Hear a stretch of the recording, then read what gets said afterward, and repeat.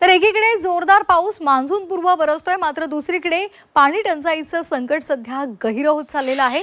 मुंबईला पाणी पुरवठा करणाऱ्या 7 तलावांमध्ये केवळ 14% इतकाच पाणीसाठा शिल्लक राहिलाय. हे पाणी जुलैच्या मध्यापर्यंत पुरेल असा अंदाज आहे.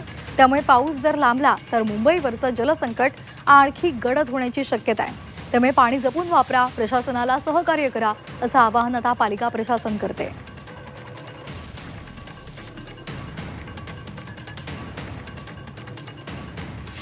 आणखी एक महत्त्वाची बातमी आहे पुण्यासंदर्भातली. पुणेकरांवर सुद्धा आता पाणी कपातीचं संकट घोंगावतंय. पुण्यामध्ये 1 दिवसाआड पाणी पुरवठा करण्याच्या निर्णयावर सध्या विचार केला जातोय. मान्सूनला झालेला विलंब, धरणातला घटत चाललेला पाणीसाठा या समस्यांमुळे पाणी कपात केली जाणार आहे. पुणे महापालिकेनं आतापासून त्याची तयारी सुद्धा सुरू केली अशी माहिती मिळते. 4ही धरणांमध्ये अवघा पूर्ण पाणीसाठा जर पाहिला तर तो 20% इतकाच आहे. पाणीसाठा कमी होत चाललाय, त्यामुळे पाणी जपून वापरा असं आवाहन नागरिकांना केलं जाते.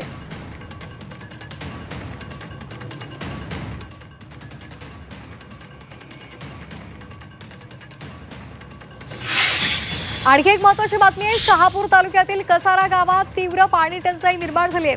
40 ते 50 हजार लोकसंख्या असलेल्या ग्रामपंचायतीमध्ये तीव्र पाणी टंचाई सध्या घोंगावलेली आहे. संकट गडद झालंय. पाणी पुरवठा करणारा बंधारा कोरडा पडलाय.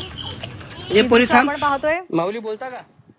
इको झोन मध्ये विकासकांनं ब्लास्टिंग केल्यामुळे पाण्याचा स्रोत आटल्याचा आरोप तिथले स्थानिक करत आहेत. तर कसारा गावातली ही भीषण पाणी टंचाईची दृश्य आपण पाहतोय. टँकर येतोय, मात्र हे पाणी पुरत नाहीये. 8 दिवसाआड हा टँकर पुरवठा होत असल्यामुळे जगायचं कसं असा प्रश्न या नागरिकांना पडलाय.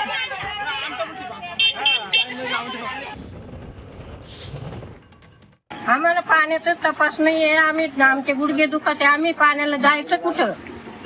पाणी प्यायचं पाणी नाहीये, तर धुवायला आंघोळीला कुठं जायचं आम्ही? इथे कसाऱ्यामध्ये 8 दिवसांनी पाणी येतं, पण आता 8 दिवस ओलांडून जातात तरीही पाणी येत नाही. आणि पाणी दिला तरी आता असं टँकरने देतात. आम्ही खाली राहतो आणि हे पाण्याची टाकी वर आहे. आम्हाला त्रास होतो खालून वरपर्यंत पाणी व्हायला.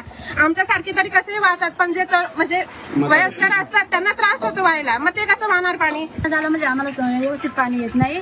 आणि पहिल्यांदाच टँकर आलेले आहेत, त्याच्यामुळे आम्हाला थोडं ते पाणी भरावं लागते. फर्स्ट आम्ही पाणी यायचं नाही तर आम्ही असेच राहायचो. म्हणजे थोडंफार आहे घरात पाणी, पण ते किती दिवस पुरणार आहे ना. तर आम्हाला आठवड्यातून का होईना पण एकदा तरी सोयचं पाणी ते सोडलं पाहिजे.